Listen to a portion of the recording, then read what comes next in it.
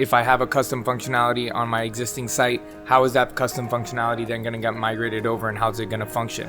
Yeah. Usually, most of the case, we have to do that from scratch, because these custom functionalities, as you mentioned, to the platform that it's currently very on. tied to the platform. Yeah. And then when we want to migrate that, we get the idea, and we might use any server-side thing that's not tied to the platform, but most of the time it needs to be built out completely from scratch. Yeah, and in our case, what we have found out is like, if you are getting out of a platform, it's because you have a lot of things that you're not happy with.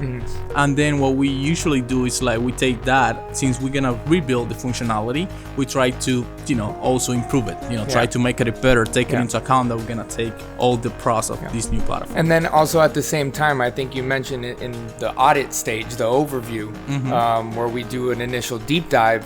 There are some functionalities that will be native to the new platform, right? So it might, the current platform that you're on right now didn't have that, so you had to get it done custom.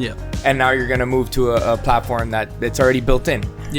So I think usually we do that during the scope out process. That's why we take a lot of time up front to understand your business and to understand why you have specific functionalities and how can that be replaced on this new platform. And that's part of the process of how we choose the new platform, because there is a lot of good platforms out there, but that doesn't mean that all of them are good for your business. So we try to, we do a lot of upfront, deep dive just to make sure that we're choosing the right platform. Absolutely. And then you mentioned there at the end the SEO process of the migration, right? So it's time consuming. You've got 1 million plus SKUs. That's 1 million plus 301 redirects that have to get implemented. So there's a lot of room for error. The way that I look at it is the more URLs that are indexed, the more URLs in their sitemap, just the more careful you have to be, and the more room for error there's gonna be. So you're gonna have to really be on top of it. That's why for a migration of this size,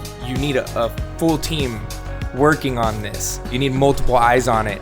I would say at least 5, 6 to 10 rounds of QA for a project of this size. Yeah, definitely. We need to work very close with the customer as well, with their team as well, because any store that has 1 million plus SKU has a lot of processes and a lot of things that depends on this e-commerce. And it's very important that this migration doesn't break anything else.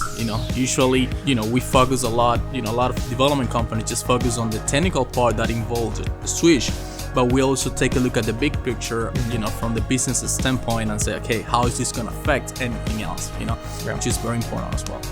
And then I don't think, we didn't touch on it because we're really just focusing more on the technical aspect, but the design needs to get then migrated over as well. So, that pretty much sums it up. If you're on an e-commerce platform that you feel that you've outgrown, and you have 1 million plus SKUs and you're looking to migrate, you're gonna need a team of developers working on this. And this is very important. It could make or break, your site if something goes wrong.